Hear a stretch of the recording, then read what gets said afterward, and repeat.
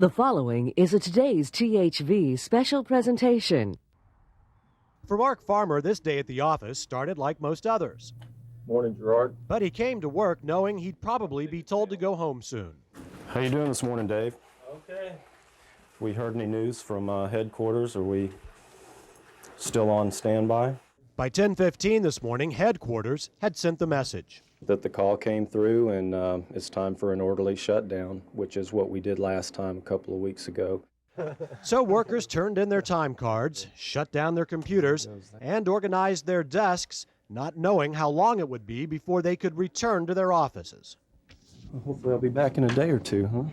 The Geological Survey office in West Little Rock is far from being alone. Here are the offices that are closed down: Economic Development, Trade, HUD, Wage and Hour, OSHA, Labor Relations, Passports, and Wildlife Refuges. Other offices have furloughed large percentages of their workers, including the U.S. Attorney's Office, Equal Employment, National Cemetery, Veteran Benefits, and the VA Hospital. Some people are probably appreciating the extra time to Christmas shop, but it's nice when you plan to have that kind of time off as opposed to being laid off by the government. If the budget impasse continues through the end of this week, veterans' benefit and pension checks could be delayed. And if the impasse continues through the beginning of next year, state employees who work for federally funded programs could also spend some unexpected time at home. Alan Kelly, News Channel 11. 1995 was another down year for murders in Little Rock. Unofficially, the year ended with 52 homicides, down from 1994's total of 57 and 16 less than the 1993 record, 68. But just 4 hours into the new year, a new murder case. Keith Mull was working the early shift at this C-Stop store on Asher. At about 4 o'clock this morning, 4 people came inside. One of them, later identified as 20-year-old Larry Turner, allegedly pulled a gun on Mull and demanded he open the cash register. It was a robbery. They reached inside the cash register and got some money, and at that time Mr. Turner shot the clerk. Mull was struck in the chest. He apparently did not pull a 9mm handgun he carried in a holster. Paramedics tried to revive the 42-year-old clerk, but he was pronounced dead a short time later. Detectives didn't have to work too long to find out who Turner was. The question would be finding him. We had some witnesses that were at the scene, and also a second clerk who was working in the back of the store identified him. 7 hours after it all began, Turner turned himself in to police. He now faces a capital murder charge, while Mull becomes the first statistic in what's become Little Rock's worst score. Anthony Hewlin, News Channel 11. Paula Jones sued the president, saying he made unwanted sexual advances towards her in 1991. She says it happened at the Excelsior Hotel when she was working for the state, and he was governor of it. Clinton denies the incident happened. A Little Rock federal judge had ordered the lawsuit frozen until after the president's term in office, but that was reversed today. 2 of the 3 Eighth Circuit Court judges ruled the question is whether the president is entitled to immunity for as long as he is president. We hold that he is not. The president's attorneys argue that such lawsuits give the judicial branch of government unconstitutional influence over the executive branch. And that's the issue here with regard to the president's ability to exercise his authority, his constitutional authority of his office. He's one person, and he represents the entire executive branch. But 2 judges dismissed the argument, saying, "We have every confidence that the district court will exercise its discretion in such a way that this lawsuit may move forward without creating scheduling conflicts that would thwart the president's performance of official duties." With that, the court ruled the case is remanded to district court with instructions to lift the stays. One dissenting judge agreed with the president, saying civil lawsuits against a president create opportunities for the judiciary to intrude upon the executive's authority, set the stage for potential constitutional confrontations between courts and a president, and permit the civil justice system to be used for partisan political purposes. Attorneys for Ms. Jones tell us that she's pleased with today's ruling, and they hope to be taking depositions from the president within the next 2 months. Attorneys for the president say they will appeal the ruling to the Supreme Court if necessary. As it now stands, the trial between Paula Jones and President Clinton would take place here at the Little Rock Federal Courthouse. But with a Supreme Court appeal pending, officials say it's unlikely that trial would take place anytime this year. even if the Supreme Court also upholds Ms. Jones' right to continue with her trial. Alan Kelly, News Channel 11.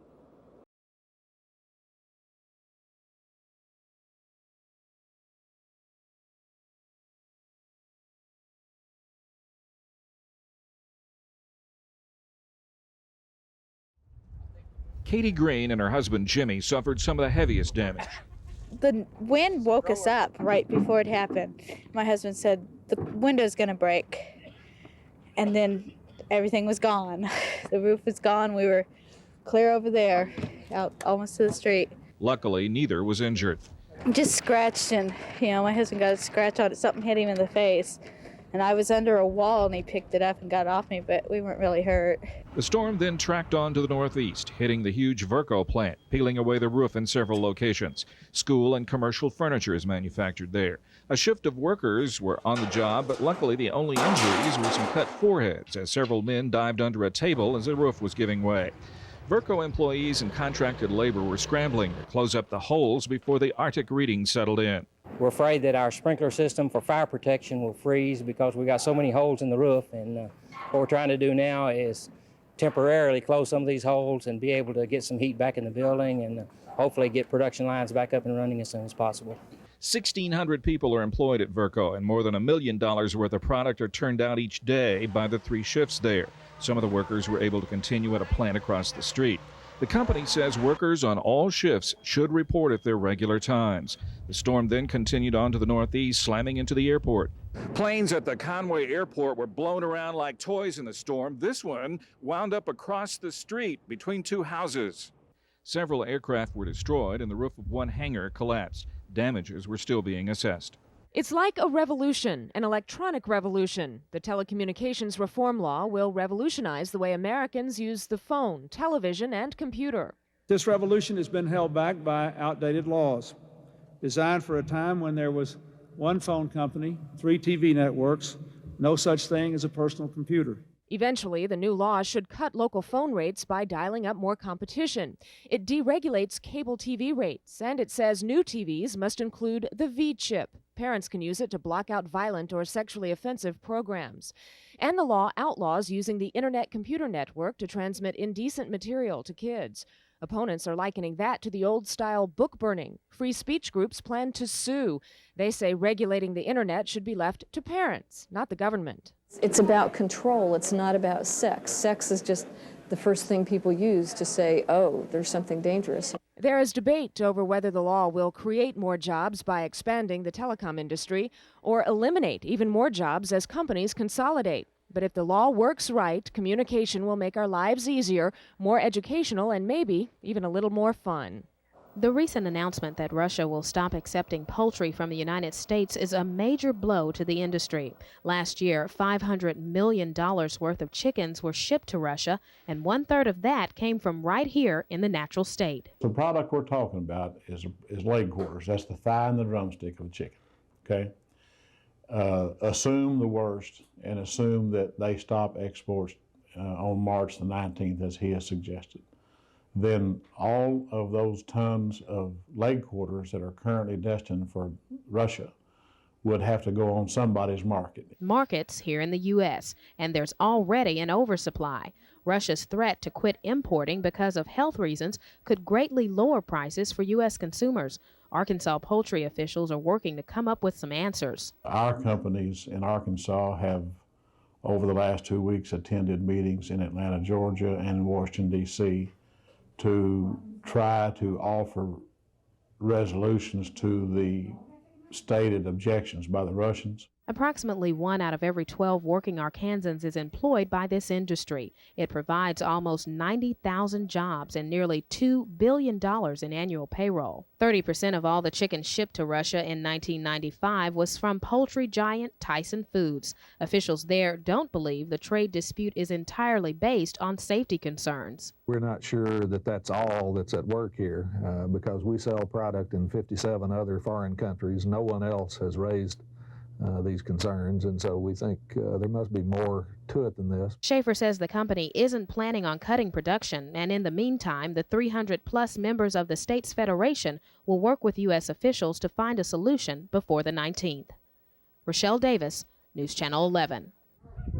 The manhunt's been on since about 10:30 this morning. That's when police say 2 men robbed the Horizon Bank in Malvern. The sheriff tells us the suspects got away with cash and fired 1 shot through the roof of the bank with this shotgun. The search crews chased the men into the woods and thought they had them, but instead they had to bring in dogs and men on horseback to help out. Now they're waiting for someone in the area to see the suspects again. 2 of the suspects are local. If any of the officers see them, they'll recognize them, or if one of the area residents sees them, we're hoping they'll give us a call and point us in the right direction. As the search continues and authorities hope someone sees the men, they're warning that they are armed and dangerous. The suspects should not be approached. We will remain on the scene and bring you up to date as the search continues. Reporting from Hot Spring County, I'm Kristen Terrell, News Channel 11. Tom and Colleen Gaston of Conway say their 9-year-old daughter Becca's Social Security number is in the hands of somebody else. That somebody is using her as an income tax deduction. This is the 2nd year in a row that the electronic filing system has kicked out her number, saying someone else had already filed it. It has violated her privacy.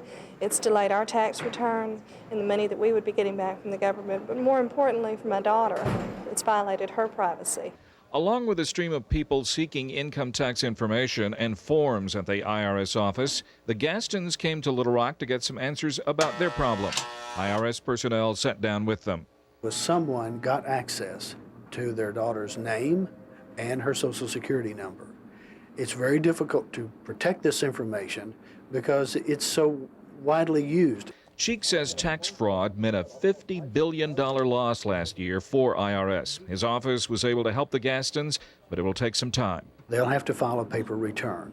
We will then balance that against the electronic return that apparently has already been filed, determine who is entitled to claim the child as a dependent, and disallow it to the other person.